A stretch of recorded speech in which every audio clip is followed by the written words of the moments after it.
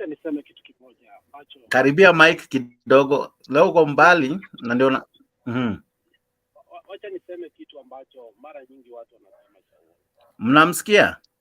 Hapana, akaribia mic. Weka mic karibu. Leo hatukusikii. Unanisikia sasa? Uko sawa sasa. Sasa wacha niseme kitu ambacho mara nyingi tunasema ambacho si cha ukweli. Na I think kuna wakati ambapo there's a good guy who analyzed it very well, and I think I should have kept that clip. Mara nyingi mnapofikiria kuwa ati security ya Raila ikikuwa withdrawn, that is the only security yako nayo, mtu anakuja hapa kudanganya kuwa kwa sababu hiyo ilifanywa hivyo na ameambiwa arudishe pesa sijui nini, that's why hii inaendelea na hivi na hivi. Acha nikwambie, let's have a debate that is sober, that is well meaning, and iko na kutoka. Hata kama unachapa propaganda ambayo nini inasaidia hata mtu wenu.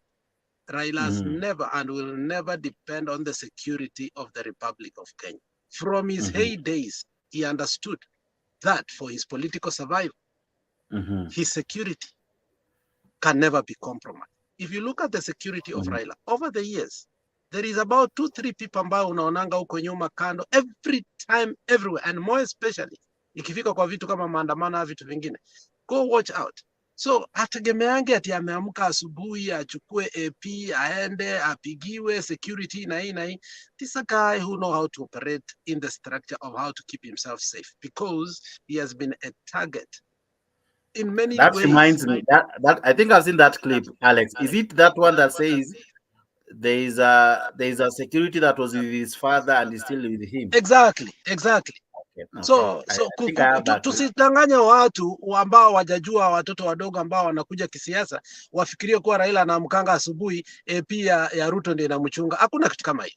Na Ruto mwenyewe, for him to have reached where he is, hata wakati security yake ilikuwa withdrawn, don't think that alikuwa anategemea security ya Matiang'i. A serious politician who knows that he has a stake in the politics of Kenya must outsource his security. Na vitu za kusema ati pesa zirudishwe, hiyo ni ujinga ya wabunge. Wabunge hawaelewi vitu saa ingine wanaongea. Ama wanazifanya kwa sababu hawawezi leta mswada ya kuongeza hata ya kureduce school fees. But ukiangalia vizuri Jex, hawa watu wenyewe wako in the judiciary. If you do something in politics, it will affect them. And they know that very well.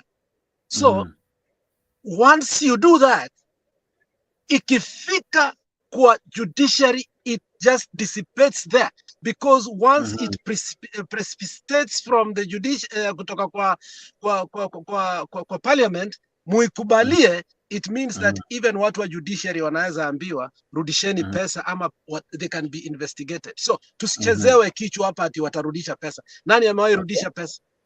Instead watu wanapewa pesa. So tusiseme kuwa ati Raila alikuwa threatened arudishe security, ati arudishe pesa, ndio maana sasa wamekubali hakuna maandamano kesho. Let us go to what Omolo said. There was a script that is written. There's a script that has been there. The international community is involved. Sometimes we even Kenyans don't even have a stake of what is happening in our politics. And what is happening is that our democracy has been compromised. Now we don't even know if we can win an election. Somebody can win an election. We don't know what an IEBC means, because we were told that once we don't have how many commissioners, we are in a crisis. Now we don't have even one commissioner. We are not even in a crisis. I saw Jex, I don't know if you saw that, and you need to put that so that people can know how we have degenerated as a country. There is a place, I think koti ilisema huyu jamaa hajashinda kura. But the judiciary kasema hivi, enda kwa newspaper uone, kwa sababu hatuna IEBC, huyu jamaa ataendelea mpaka 2027. Now, I mean, I tell you, we are not discussing those things. But we should be in a crisis right now without IEBC. But people are happy that Ruto is the president after sacking all these people, making people, whether it was compulsory or not. But, you know, we are degenerating our own institutions. Today it's you. Tomorrow it's going to be another person. But when it's not you, you will cry foul. When it's not me, I will cry foul. But, you know, the institutions remain but they are not working. So let me reiterate this. Today, you cannot say that Raila has fallen. It is the Kenyan people who have fallen. If you lie that Raila has fallen, akinject, hiyo title yako inaniumiza sana. Raila has not fallen. The people of Kenya are falling. And we are taking sides here. While our institutions from the judiciary is not working. Parliament is lying to us. The things they should be doing, they are not doing. And then now tunafurahia kuwa leo wamefanya nini? Wamepeleka msaada. Mbona hawajai kupeleka mswada vile mzalenda alisema hapa ya kureduce school fees ndio tufurahi? Atunafurahi wamepeleka mswada ya kutoa security ya Raila na kurudisha hii pesa. No money will be returned. Na no security has been taken. And if it has to be taken, these people have their own security. Nobody should be happy about that. Do we have security? Kuna watu wananitumia maswali kwako, acha nisome ya kwanza. Kuna mmoja anauliza hivi. Uliza Alex hivi. Azimio wanted Ruto, Azimio wataasema Ruto accuse Adan Keynan, which was recused Adan Keynan, which was Raila's demand. So unaona kama itakuwa excuse, because pia hata Keynan mwenyewe anasema Azimio watatumia hiyo kama excuse that we are going back because now Adan Keynan has removed him, or rather recused himself. Now we are ready to go to discussion. Do you think it's it's an escapegoat that they will use? We had that. Let me preempt that and tell you. We had a discussion with the Temba, and I loved Temba. Temba used to have very intellectual discussions.